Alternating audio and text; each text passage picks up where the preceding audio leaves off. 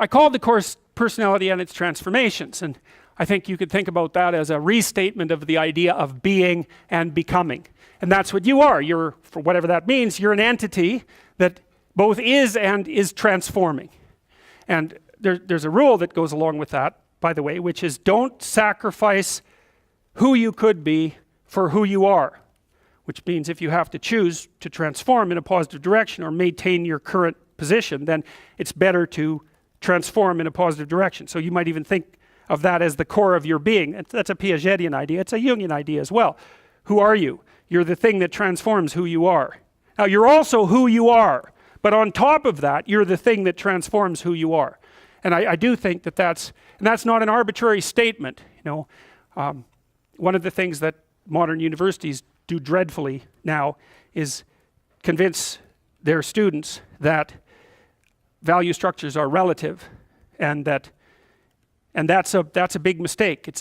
There's a lot of things wrong with that idea, and one of the things that's wrong with that idea is that doesn't include what I just mentioned, which is that's a good moral rule, is you are the thing that is and you're the thing that becomes, and you should put the thing that becomes at a higher place than the thing that is. That means you also have to allow yourself to shake off those things about you that you might be pathologically attached to, habits and people, for that matter, ways of thinking, all of those things.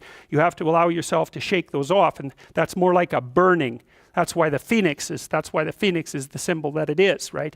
It's old and it deteriorates, it bursts into flame, and then it's reborn. It's like, well, do you want to be reborn? It's like, well, that's not the question. The question is, do you want to burst into flame? And the answer to that generally is no, but that's the wrong answer. The right answer is you let all that nonsense burn away. And you know, and you might say, well, I don't know what I should leave behind. And the answer to that is that's a lie. You know some of the things that you should leave behind. All you have to do is ask yourself. You'll come up with a list instantly of 100 stupid things that you're doing that you know you could stop doing. Some of them maybe you don't know you could stop doing. It's like, well, fine, leave those alone for now. But there's a bunch of things you perfectly know well that you could stop doing that would improve your life. And so do that, see what happens. That's a good idea. All right. So it's personality and its transformations, because partly I wanted to talk to you about what you are as a human being and also as an individual, but also what you could become. And that's actually a crucial question in the domains of clinical psychology in particular, because a lot of what you're doing with people as a clinician is trying to figure out who they could become. That's right. You have a problem, your life isn't what it could be. It's like, fine, let's see what it could be like if we changed it. We'll figure out how to change it. That's got to be a negotiated dialogue, right? Because like, I don't know what the hell you should do with your life. I can help you figure it out, maybe. We can talk about it, but you are the person who has to decide if the things that you're aiming for, you know, get you out of bed in the morning, because that's at least one of the crucial issues. So you got to specify the goal. And then you got to specify the transformation processes and start practicing them. And you have to understand that you're going to be bad at it, but it doesn't matter, because bad's fine. Persistent is what you need to be. If you persist, with tiny improvements, if you persist, you win. So, okay, so in a broader context, you can think about this as a more fundamental ontological question. So one question is how you should act in the world. The other question is, well, what is the world? And that's a complicated problem. This is a scientific answer to that question, and that is that the world is a collection of objective phenomena. And that's a very powerful perspective. And we have a good method for determining what the world is like as a collection of objective phenomena. And that's made us very technologically powerful, and so more power to us and all that, but leaves a question unanswered. And the question is, well, the world isn't just a place of objective phenomena, because it's not a panoply of inert matter. It has living conscious creatures in it, and they're a different order of being.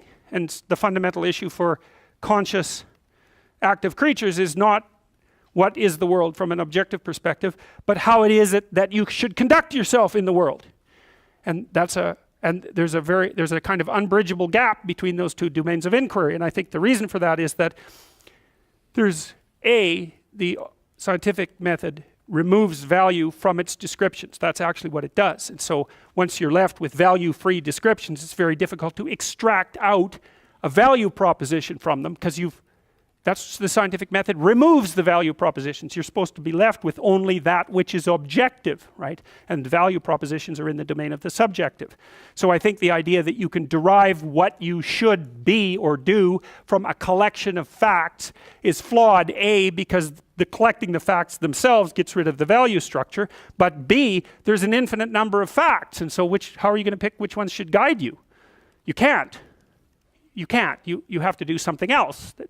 The facts do not tell you what to do with the facts. You need something else to help you figure that out. Well, it's come to me over the years that essentially that's what the narrative cognitive framework does. It's the framework that we use to specify how we should act in the world. And so you could divide the world into the world as it is and the world as perhaps it should be. That gives you some direction, and you need that, and we know this technically, right? You need direction. The reason for that is it's direction that produces primary positive emotion. And so if you need positive emotion to move through life, which you do, because you can't even move without positive emotion, and also positive emotion is a good bulwark against terror and pain. If you need those things, then you need direction, you need a goal, you need a value structure. So that doesn't seem particularly disputable to me. You could still say, well, what value structure? It's like, okay, fine, that's a good question. But I've thought a lot about that too. So if we're going to adopt a value structure, there's a couple of rules that go along with it. And this is why the bloody postmodernists are wrong, as far as I can tell, is A, it can't just be my value structure, because I'm stuck with you. And we're both stuck with all these other people.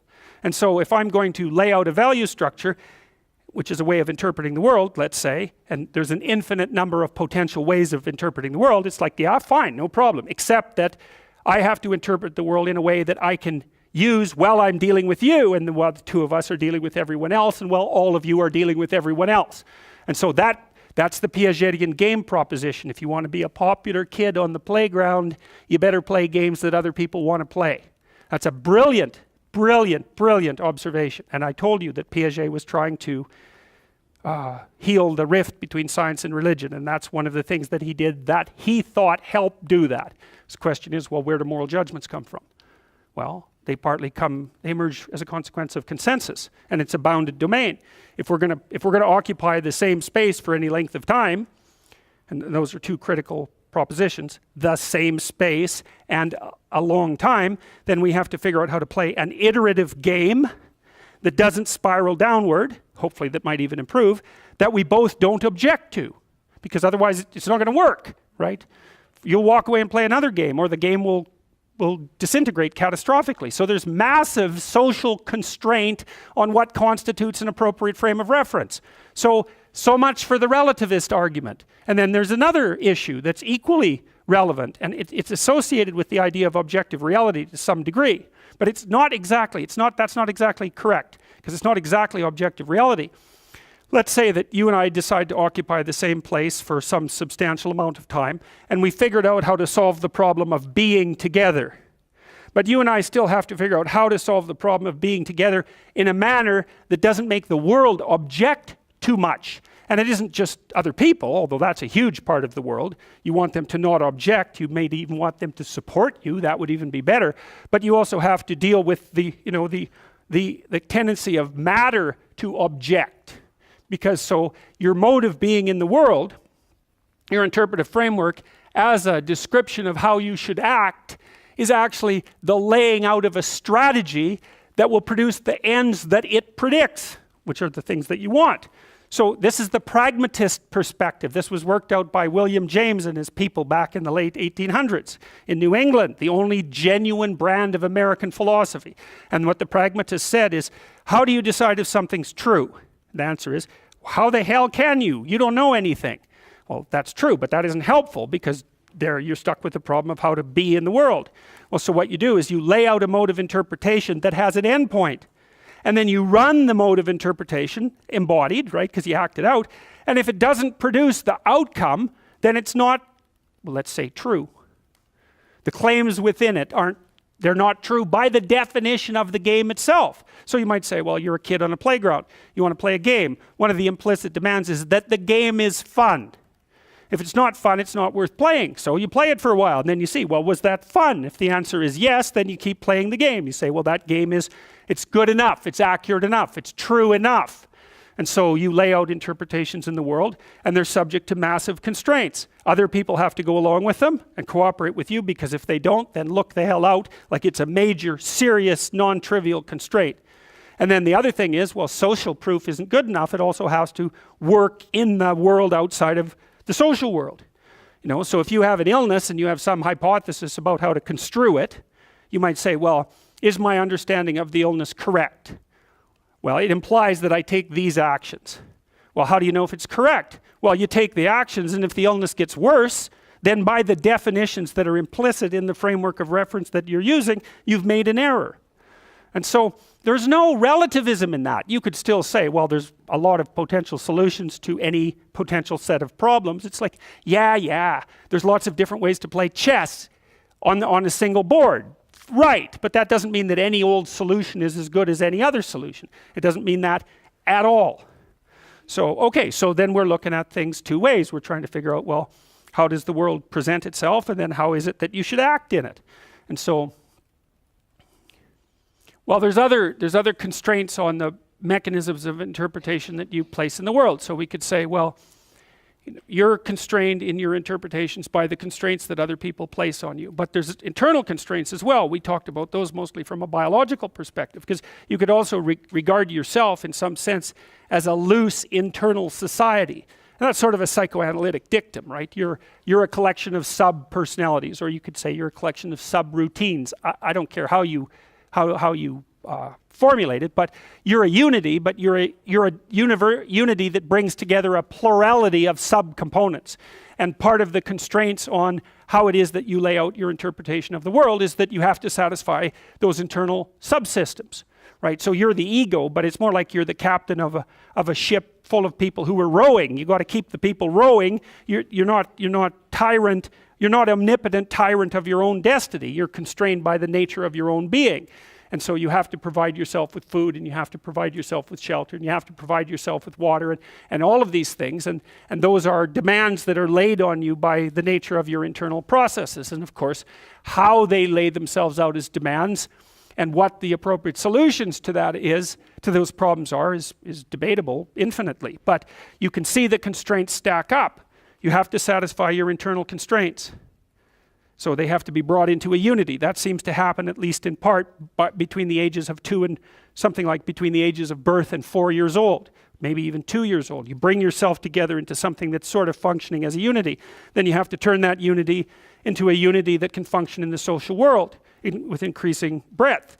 And that unity in the social world has to be a unity that can function inside the natural world. It's something like that. So you're stacking up these games into a hierarchy of increasing complexity.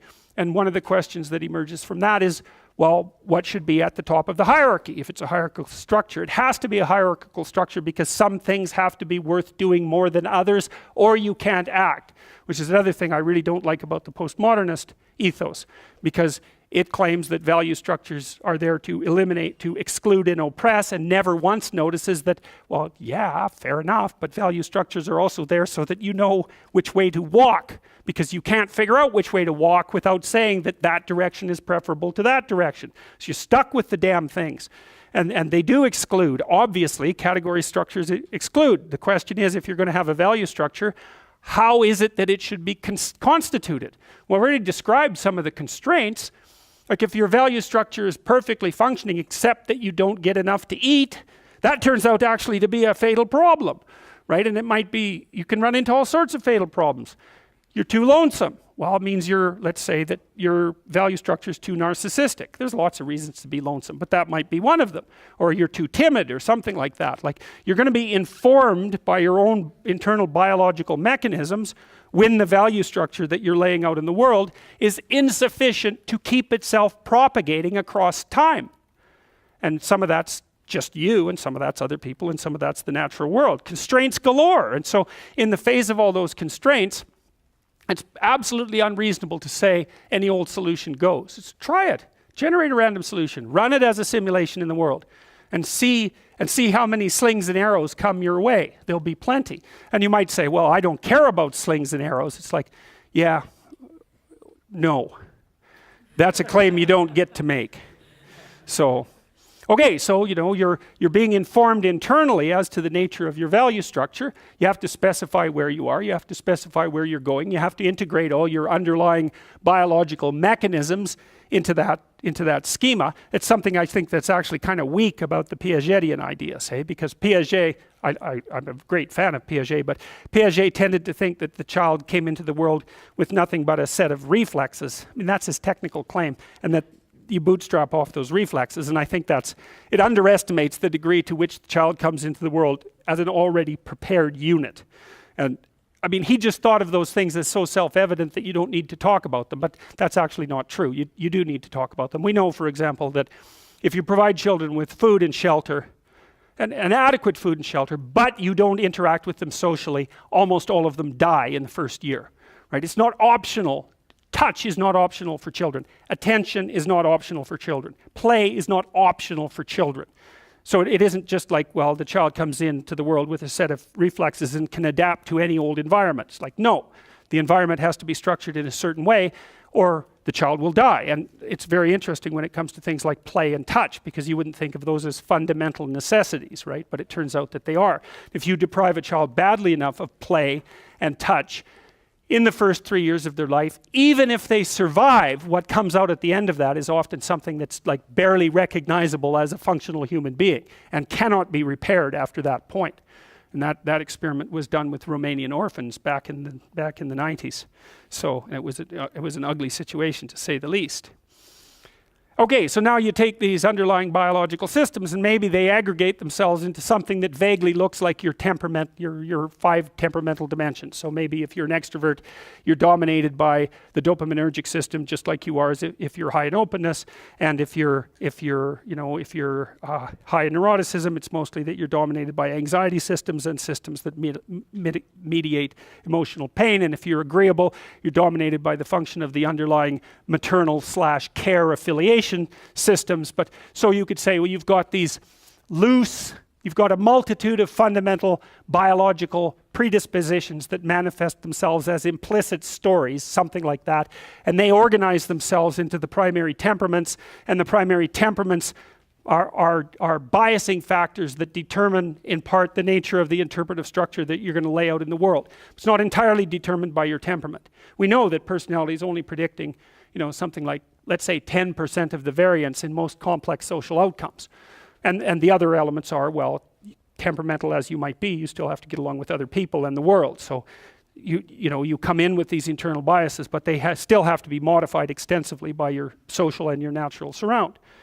Okay, and then you develop your routines from the bottom up, as Piaget pointed out, and sometimes from the top down, because now and then you can think yourself into a radical transformation. But mostly what you're doing is building the micro units of your interpretive schemas and your behaviors and aggregating them into higher order structures that you can then tag with higher order abstractions. And we talked about that. You can't tell a 3-year-old to clean up his room. And the reason for that is those are empty boxes as far as the kid's concerned. Clean? He might have room, he might have that. Clean he doesn't have. He might have pick up the teddy bear and put it in that space, right? So that's one of these little micro routines. And maybe you say, you put 20 of those micro routines together and now you can say, clean up your room. And basically what you're saying is, implement the 10 micro routines that you've learned. And so a well-functioning personality has all the micro routines in place. That's actually something that you help people with if you're a behavioral therapist, because one of the things you assume if you're a behavioral therapist is that sometimes the reason people aren't doing things is because they don't know how. Sometimes maybe the person's depressed but potentially high functioning. They got all the damn micro routines. They're well socialized. They're just dormant. You got to get them awake again and implementing them. But sometimes you get someone in your practice, say, who's just been neglected like you cannot believe, right? The parents never paid any attention to them, or maybe just punished them every time they did something good. That's really fun. And then, they didn't make friends, and so they're really, really vague and poorly articulated. And so then what you do is you work at the bottom of the micro routines and get them to practice building up all these little attributes that they didn't build up. And you know, one of the things you can think about in terms of character development is, so now maybe you understand something about your own personality. You might say, well, what could you do to improve your personality? And the answer is, develop some of the micro routines on the other side of the personality distribution. So if you're disagreeable as hell, maybe you could start learning how to do nice things for people. And that actually works, by the way. So if you take disagreeable people who are depressed and you get them doing nice things for other people, their depression tends to lift. But then by the same token, if you're agreeable, then you should practice doing some things for yourself and being more tough-minded in your negotiations. And so you can sort of place yourself on the personality trait distribution. You know, you're extroverted. It's like, okay, man, learn to spend some time with yourself, right? You're low in openness. Well, try reading a book that's outside of your, you know, your sphere of interest now and then. If you're conscientious, well, you should probably learn how to relax occasionally, and so forth. So you can, I think partly what you're doing as you're developing your personality is not moving the mean much, the average, where, you know, where you're located, but you're extending the standard deviation so that you're a bigger bag of tricks than you were before. And I think you can practice that consciously. It's like, you're hyper orderly. It's, well, get a dog, you know. Dogs are messy, horrible things, you know. It's just what you need if you're hyper orderly, because they're going to leave hair everywhere and force you to live with it.